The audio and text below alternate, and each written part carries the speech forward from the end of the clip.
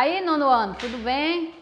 Né? Retornando para mais uma aula, né? E vamos ver aqui. Vou fazer um resumo, né, do segundo capítulo, que é a industrialização e urbanização na Primeira República. E aí hoje nós vamos, né, ver o que isso causou, né, ao nosso território, ao território brasileiro, né, em termos de infraestrutura, de economia, não é de que mais? Na questão de atividades econômicas e sociais, não é? E aí vocês vão pegar o livro para a gente fazer um resumão sobre isso daí. Vocês vão pegar o livro na página 27 para a gente começar a nossa, não é, videoaula, tá bom? E aí, vamos lá? Quando você abre, logo você dá de cara logo, né, o seu livro com exportação. Aí tem um navio, tem uns homens carregando café, acho que é café, né? É um embarque no Porto de Santos, né, exportando. Como é na Primeira República, com certeza é café. Então, a gente vê aí que essas questões de desenvolvimento na Primeira República, ela é muito, muito, muito visível, não é? Então, vamos lá? Tá aí? Industrialização e urbanização. O que é industrialização? É um processo socioeconômico que visa transformar uma área da sociedade, inicialmente, né, retrógrada, em uma fonte de maior riqueza e lucro, né? O objetivo da industrialização é desenvolver economicamente uma sociedade, ok? Apesar dela, muitas vezes, ela não está nem preocupada com os danos que vai trazer à sociedade. Por exemplo, os danos ambientais. Primeiro momento, quando a pessoa cria uma indústria, por exemplo, alguém vem criar uma indústria aqui no município de Uauferraz. O objetivo principal é o quê? A questão econômica, crescer o município, oferecer emprego. Não importa que danos isso vai causar ao meio ambiente. Aqui nós temos uma matéria-prima que ela precisa ser muito explorada, que é o calcário aqui na nossa região, mas até agora nenhuma empresa, graças a Deus, meteu a cara para vir. Ia trazer muito emprego, mas ia trazer também muitos danos, né? Por exemplo, aquela questão ali das pedreiras, ali com máquinas, o arregaço ali teria sido maior, né? O homem, ele faz aquele processo ainda manual, é tipo um artesão trabalhando com a matéria-prima. Agora, se fosse com máquinas, você ia ver a poeira, né, os danos que ali já tinha causado ao meio ambiente. Então, primeiro a gente tem que pensar também nessa questão, não só na questão de aumentar, não é, o desenvolvimento econômico do município, mas também ver o que, né, o dono da empresa ele vai causar ao meio ambiente. E ele está preparado para ajudar, né, na questão de restauração do meio ambiente, de danos. E aí, indústria é tudo isso. Então, urbanização é um fenômeno relacionado ao processo de desenvolvimento na esfera urbana em determinada sociedade, em oposição ao desenvolvimento rural. Então, urbanização todo mundo já sabe. É o desenvolvimento que acontece dentro de uma cidade, né? As cidades elas vão crescendo e aí é chamado movimento urbano, né? A população vivendo, morando, né, e se desenvolvendo dentro de uma área comum a todos, né? Uma área rural mora pouca gente, mas uma área urbana, a população é maior, né? Então a gente tem que saber viver também em sociedade. E nós estamos preparados a viver em sociedade. Nós vamos o quê? Nos relacionar com pessoas diferentes, não é? Nós vamos pegar, por exemplo, o mesmo ônibus, o mesmo metrô, o mesmo, né, trem. O que você for usar, você vai dividir. Nós vamos, por exemplo, conviver no mesmo shopping center, no mesmo mercado, com várias pessoas. Então, a urbanização, ela traz isso também, um processo de relacionamento entre pessoas, né? Entre pessoas. A urbanização é isso. Então, vamos lá para o início. Imigrantes operários. Então, no primeiro momento da República, quem vem mais investir aqui são pessoas de fora, né, imigrantes. E eles traziam consigo o quê? Aqui eu botei, traziam uma experiência de mais um século de industrialização em outros países. Né, lá no 8º ano vocês estudam o início da Revolução Industrial na Inglaterra.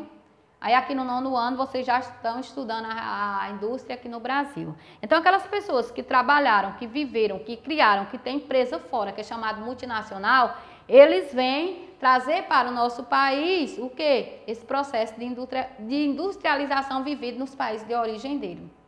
Com um objetivo, né? Enriquecer mais ainda, aumentar a riqueza. E também, como eles tinham experiência, aqui, né, bem claro que eles eram preparados para, não é? As pessoas que vieram para montar, eles ainda traziam trabalhadores preparados para usar aquelas máquinas que iam ser fabricadas, para fabricar aquele produto. Ele, no primeiro momento, ele não emprega o pessoal aqui do Brasil, não. Ele traz muita gente de fora para trabalhar nessas empresas, porque eles já tinham experiência.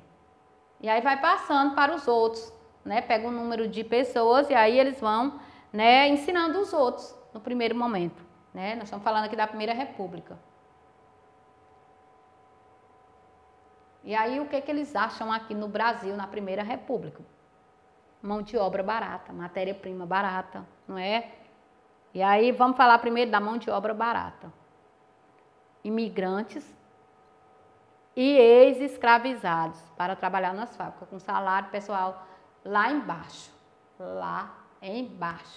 E aí eles precisavam trabalhar, por exemplo, aqui diz que a Lei Áurea ela tinha sido assinada, que o pessoal, os trabalhos, os grandes donos de terra, né, os donos de engenho, tinham expulsado os escravos e eles estavam, né, à mercê lá nas grandes cidades, não é, do desemprego. Então eles querem trabalhar. Então os imigrantes, eles acham neles, né, via neles uma oportunidade não de dar emprego a eles, mas dele aumentar os seus lucros, né? O grande empresário, ele vai aumentar os lucros botando esse pessoal, tanto os imigrantes, botei a imagem aqui de imigrantes que vieram de fora e não tinha como retornar ao seu país de origem, né, fugindo de várias coisas, da fome, da guerra.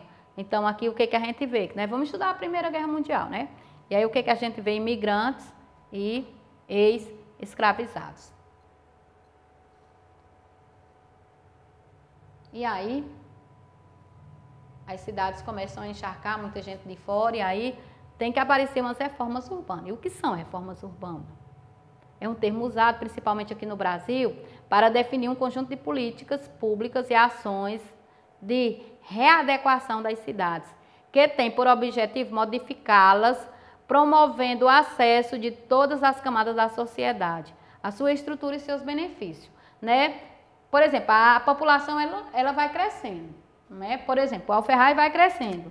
E aí tem várias coisas que tem que acontecer dentro da cidade.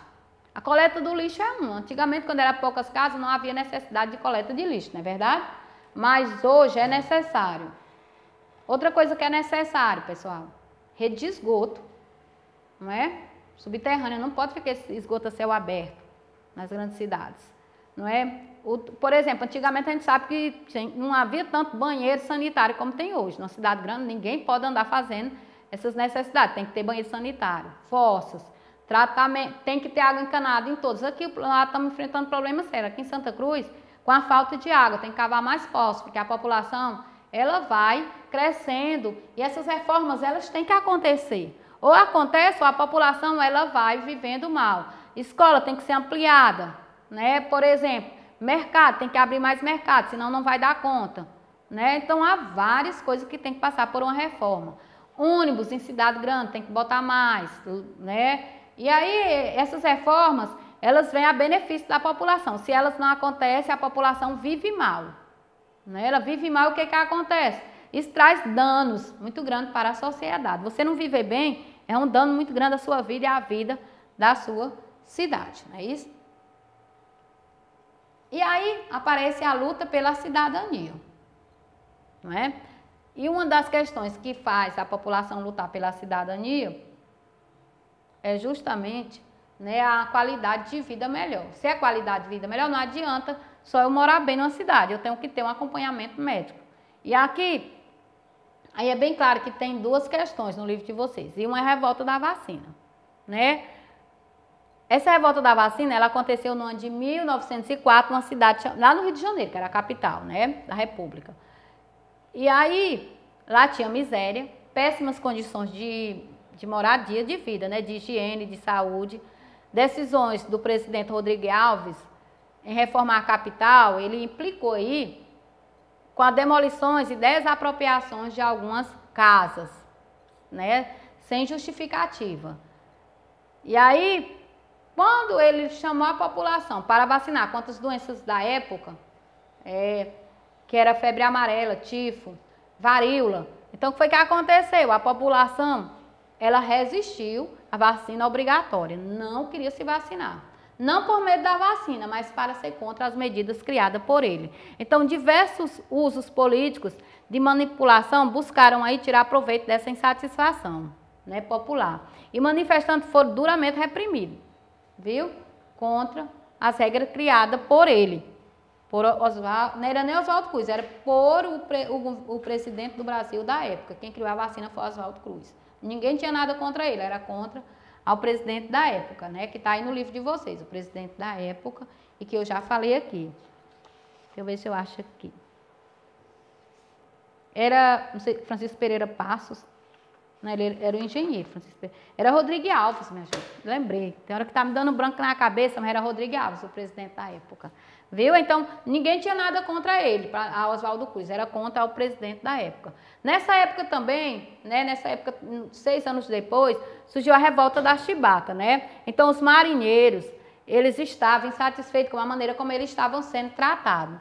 Então, a Marinha, ela manteve um código disciplinar no século XVIII, com punições físicas, né, que era a chibatada. Então, eles eram contra. Então, contestaram esses maus tratos, contra essa punição, que era 250 chibatadas aplicadas neles.